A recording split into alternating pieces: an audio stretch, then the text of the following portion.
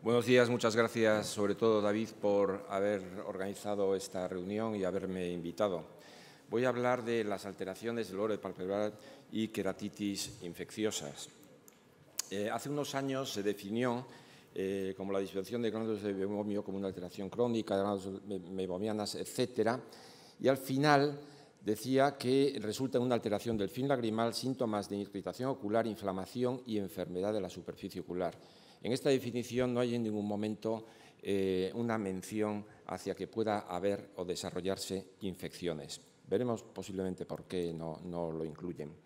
En una disfunción de glándulas de meiomio hay una alteración en el contenido lipídico, aumenta muchísimo la carga microbiana, hay inflamación de borde libre, hay desestructuración de la película lagrimal y se está hablando esta mañana bastante de la microbiota, que precisamente en estos casos en donde hay disfunción de glándulas de meiomio o blefaritis en general, hay un incremento significativo de la flora microbiana, tanto en casos de blefaritis como en casos de ojo seco.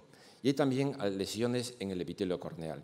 En este contexto, vamos a pensar entonces que la tasa de infecciones en casos de blefaritis, infecciones corneales, me refiero, va a ser muy elevada.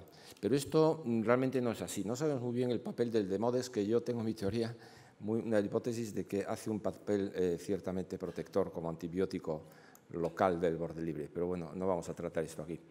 La infección corneal, por lo tanto, no es frecuente en el contexto de una blefaritis. Es una inflamación del borde libre, vemos con una enorme frecuencia en nuestras consultas y, en cambio, vemos un número muy bajo, tremendamente bajo, diría yo, de infecciones corneales bacterianas asociadas a estas blefaritis. Puede que en tratamientos con esteroides, enfermedad autoinmune, pueda aumentar este número de infecciones, pero no en la población normal. Se ha mencionado también antes todos los mecanismos de defensa que existen en la superficie ocular y esto es precisamente lo que tenemos y lo que evita que exista este número de infecciones. Probablemente, y porque durante ya muchos años tenemos esa presencia de, sobre todo, estafilococos y otros gérmenes en la superficie ocular, se han desarrollado sistemas que son mucho más sofisticados y específicos para este tipo de bacterias, no tanto para otras bacterias como Pseudomonas o Acanthomeba, en donde las defensas que tenemos en la superficie son menos eficaces. Se han descrito pues, la presencia de sustancias protectoras en lágrima, el epitelio corneal, la mucina, la importancia de la mucina. También se está dando importancia a la membrana basal del epitelio, que parece que es una barrera protectora muy eficaz para las bacterias. Y en el estroma recientemente se ha descrito el fibroblasto como una célula centinela y lo que hace que atraiga citoquinas y otros componentes que reducen la infección, pero en cambio pueden destruir y ser bastante agresivos contra el propio estroma. Hay algunas alteraciones corneales graves que pueden ocurrir asociadas a blefaritis y se ha descrito sobre todo en niños bastantes artículos que hablan de blefaroqueratoconjuntivitis y en estos casos no hay evidencias de infección. Una vez más vemos que son alteraciones de la córnea, son queratitis en los que no se ha demostrado la presencia bacteriana. Puede ser que el Staphylococcus aureus genere unas toxinas que, bien por una susceptibilidad genética, una reacción de hipersensibilidad por exotoxinas microbianas, den lugar a este tipo de cuadros. Yo personalmente tengo experiencia en algunos casos de este tipo y el perfil de estos pacientes suelen ser niños hiperactivos, delgados, mal comedores, y cuando analizo la concentración de vitamina A en sangre en estas personas suelen tener una baja concentración de vitamina A, es decir, hay un cierto grado de desnutrición. Otro de los problemas frecuentes asociados a blefaritis, pero que no son por una infección directa, por acción del estafilococo, sino por sus toxinas sobre todo, son los infiltrados corneales, que en algunas ocasiones son flicténulas y que pueden llevar a un diagnóstico dudoso. Nos pueden hacer pensar que se trata de una infección activa cuando la mayor parte de las veces no es así. Entonces, ¿Qué tiene que ocurrir para que haya una queratitis infecciosa por Staphylococcus aureus, sobre todo en el contexto de una blefaritis?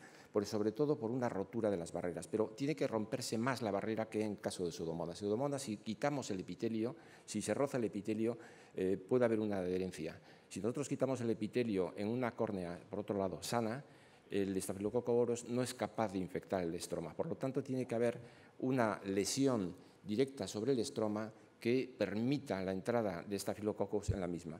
¿En qué contexto, por lo tanto, vemos infecciones? Pues en las suturas expuestas, típicamente, ahí sí que hay una entrada directa del estafilococo hacia el estroma, o en casos de, como vemos ahí, de un entropion con roce de pestañas y una blefaritis realmente grave. Solamente se necesita, por lo tanto, una rotura de todas estas barreras que son, como digo, muy eficaces para el Staphylococcus aureus para que se produzca esa infección.